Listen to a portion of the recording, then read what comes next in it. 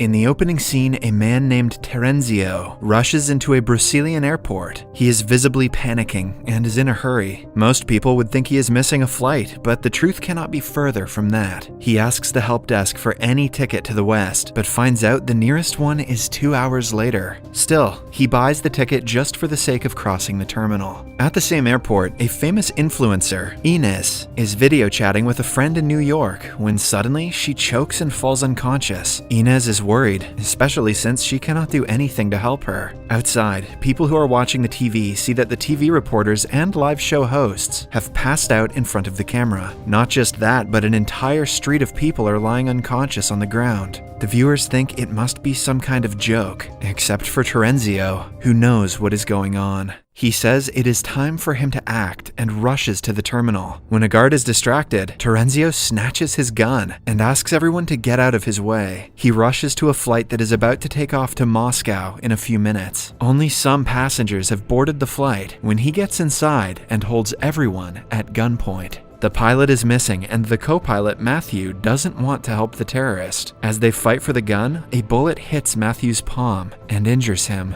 Outside, the passengers panic, and the flight attendant Gabrielle tries to keep them calm. Terenzio comes out of the cockpit, asking if there is a pilot on board. A woman named Sylvie gets up, although she is only a retired helicopter pilot. Under Terenzio's order, she and Matthew take off with all other passengers. The avionics are broken because of the bullet, and as a result, no one from the plane can contact anyone outside. When the plane is airborne, Sylvie and Matthew try their best to reason with Terenzio, but the man remains adamant. He says that he is an officer assigned to NATO and knows something that they don't. Upon being urged, he reveals that the rays of the sun have become deadly. Starting the next day, the sunrise is going to kill everyone, even those who stay indoors. This has already started in eastern countries like Japan and Korea, and the plane will be the next target if the sunrise catches up with them. Matthew and Sylvie do not believe him, and theorize that he is mentally ill. Terenzio also acknowledges that he might seem like an idiot, but claims that he is not. Matthew's hand is bleeding profoundly, which might cause a problem in the long run.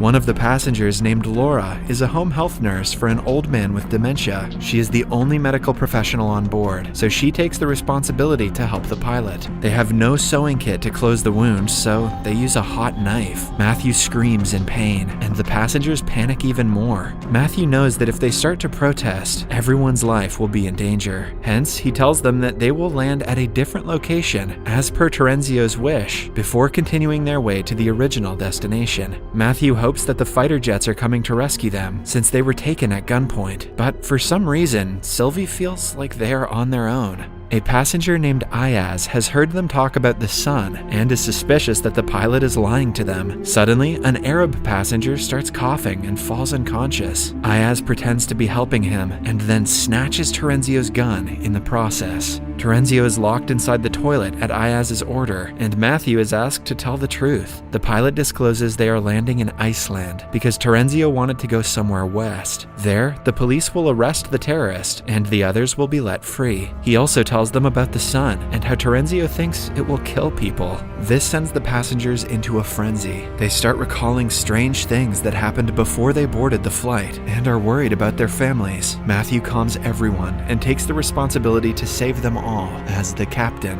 A while later, he tries to land in an airport in Iceland, but gets no signal from traffic control. When they can see the ground close up, they notice several airplanes have crashed into each other, and people are running around. They finally register that Terenzio was telling the truth, but since the runway is blocked, they cannot land. The plane only has enough fuel to fly a bit west to Scotland. Hence, the captain decides to do so and hope for the best. He brings Terenzio out of the toilet so the man can tell everyone what is going on. He discloses that he found out about the sun by eavesdropping on his senior's conversation. He doesn't know why it is happening or if it will stop anytime soon. All he knows is that if they want to survive, they will have to fly away from the sunrise. Meanwhile, the Arab man who passed out earlier is still on the floor. He has a hard time breathing and is about to go into cardiac arrest. With his last breaths, he says that he swallowed diamonds.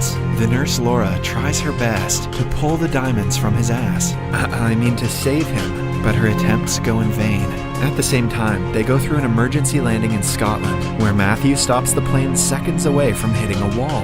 They go outside and their phones start chiming with notifications from their loved ones. The internet is filled with news about deadly sunlight. Half of the world has died, and the other half is waiting for their death. The airport is empty because everyone who had the chance to run away has fled, and the others are hiding in dark places, hoping that it will protect them. However, the news suggests that people are dying even inside bunkers. Suddenly, they are approached by 3 RAF servicemen asking for help. They only have 45 minutes before sunrise, so they decide to collect important supplies and fly west. One of the passengers is an aircraft engineer, Jacob. He wants to go back to his pregnant wife to save her, but for the overall safety of the passengers, he is asked to step back. After collecting supplies and filling the airplane's tank, they take off one more time. One of the servicemen is a pilot and suggests they fly away from the equator to avoid the sun catching up to them faster. Their next stop is Canada, where they will fuel up the airplane again and fix the radio. A while later, the internet is fixed, and their phones all begin to chime. They receive the last messages from their loved ones, who have already died in Brussels. Then, a man finds an article saying that the cause of the disaster is the sun's polarity. Another passenger named Horst is a climate specialist and knows what a sun's polarity means. He explains that every 11 years, the sun's magnetic field reverses, but no one knows why. It has no significant effect on the world, so not much research has been done. However, over the past few decades, the intensity of the reversal was growing weaker. Because of this, Horst thinks the reversal has become much more powerful in the other direction. If what he is saying is true, the Earth is being blasted with gamma rays everywhere the sun falls, which is why people are dying instantly.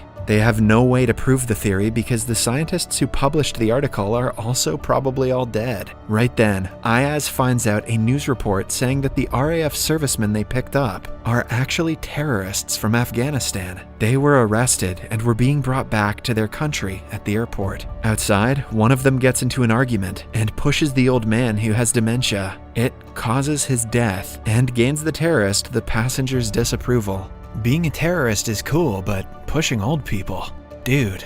Sylvie tells Matthew about the news report, and the two decide to abandon the terrorists when they land in Canada. A few minutes later, they land and have 2 hours before sunrise. Several victims of the sunlight lie around in the city. The terrorists are asked to look for repair radio parts in the nearest shop. They agree, but insist on taking Gabrielle and Jacob with them. The problem is that Jacob knows about the plan, but not Gabrielle. Hence, when they are in the shop and Jacob locks the terrorists in a room, Gabrielle refuses to come with him. Jacob doesn't waste any time trying to convince her. In the end, he makes it to the airport while being followed by the terrorists, but Gabrielle is left back in the city. The airplane takes off without her. The terrorists follow it and are able to hit a window with a bullet. Fortunately for the passengers, it only creates a crack, so if they maintain a level altitude, it will not break. A terminally ill kid named Dominic is also on the flight. Ayaz tries to chat with him, but his overprotective mother Zara asks the man to go away. Suddenly, they get a radio signal from someone in Hawaii. The conversation is cut short, but they assume that some survivors are staying in an underwater bunker, which is why they are alive. Matthew wants to leave for Hawaii as soon as possible, but Sylvie thinks going there because of an unclear message would be stupid. Meanwhile, Terenzio is furious that the captain gets to make all the decisions. He protests, and everyone comes to an agreement that they will vote to make a decision from now on. Just when things start to calm down, several alarms ring at the same time, indicating an aircraft malfunction.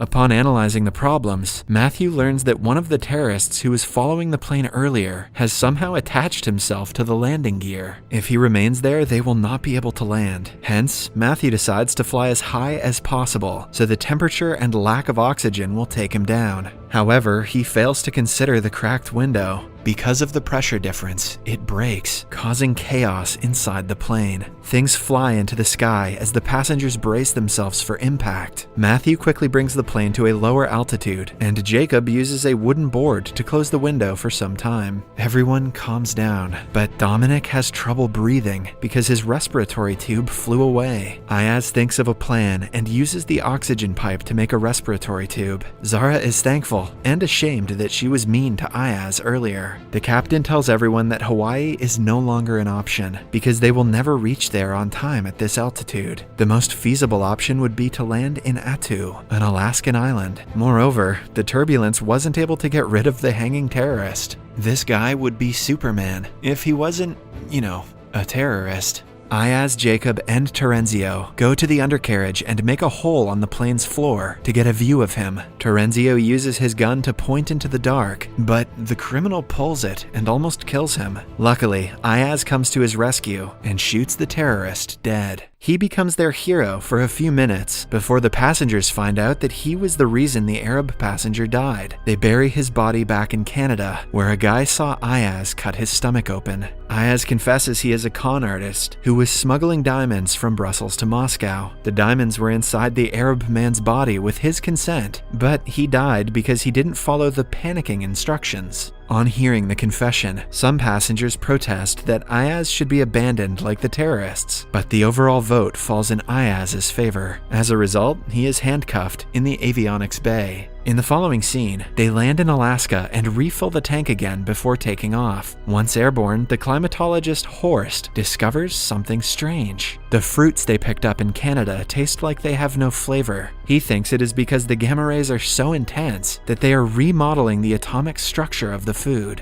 The most concerning part is that it decreases the nutritional value of the food. If this goes on, they will starve to death in a few weeks. The science in this movie is out of control bullshit. Matthew acknowledges the danger, but claims that their primary concern should be running away from the sun. He has started to lose control of himself in the past few hours. Sylvie asks him to take a rest, but he yells at her, which is unlike his normal self. The passengers decide to force him to rest and bring him outside the cockpit. Although annoyed, Matthew promises to sleep for the next few hours. A while later, they pick another signal on the radio and hear two parties talking, but the group only hears them say Stara 17. They soon figure out that the person talking on the phone is a cosmonaut in space. They are shocked that someone like that is alive, but this also means he is talking to the control room, which is on the Earth. With renewed hope for survival, they decide to go to NATO headquarters in Brussels, where it all began. At this rate, they will have 4 hours after they land in Brussels until the sun comes out. Hence, they might find some information about the secret bunker in the headquarters with Terenzio's help.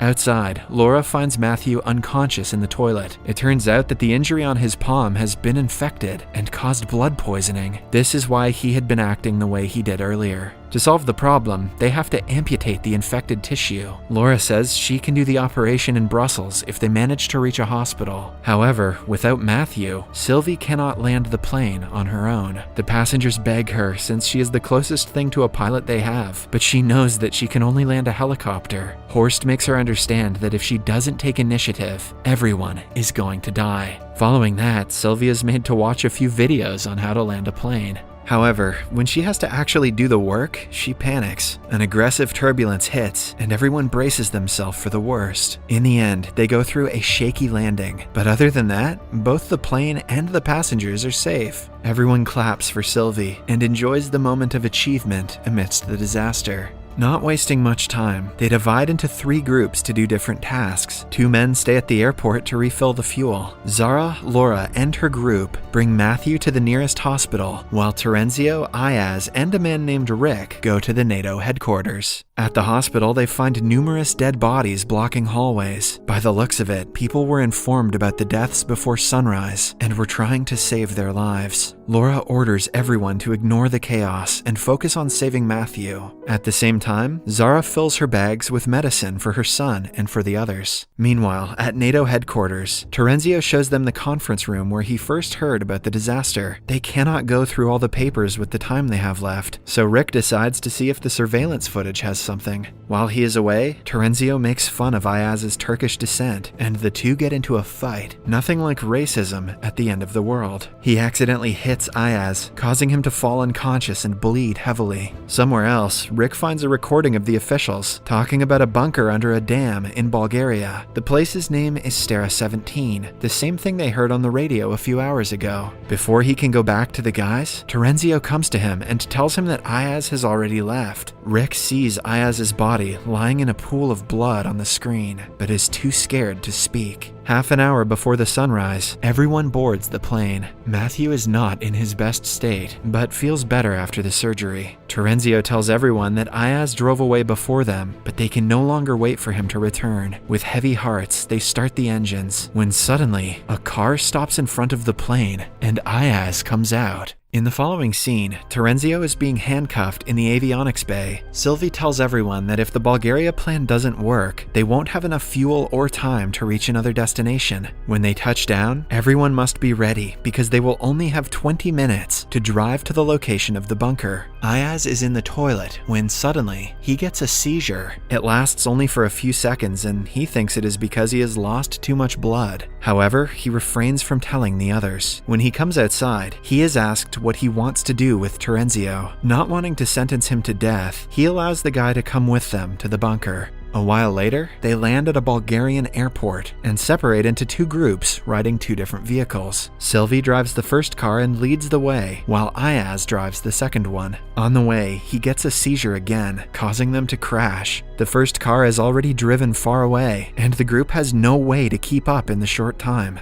At an intersection, Sylvie takes the right turn and reaches a half-open gate. A passenger tries touching it and is sent flying because of the electricity. Moreover, it turns out that they have to continue pressing a button for the gate to stay open. To redeem himself, Terenzio offers to wait for the others, while Sylvie and the group go inside. Before leaving, Sylvie handcuffs him to the stand so he won't betray them. It also confirms that he will only be free when the other group arrives. However, Ayaz and the group take a left turn at the intersection and reach a similar gate from the other side of the dam. They use their clothes to climb up and beyond the entrance. In the end, they all reach the entrance to the bunker, even though they took different exits. The passengers are finally received by military men who welcome them inside and affirm that they are safe here. Terenzio is left alone, asking God for forgiveness. As the sun rises, he stands facing it and asks it to do its best. In the end, he is also killed. To know what happens to the surviving passengers next, watch the second part in our new channel, Series Recapped. Thank you for watching.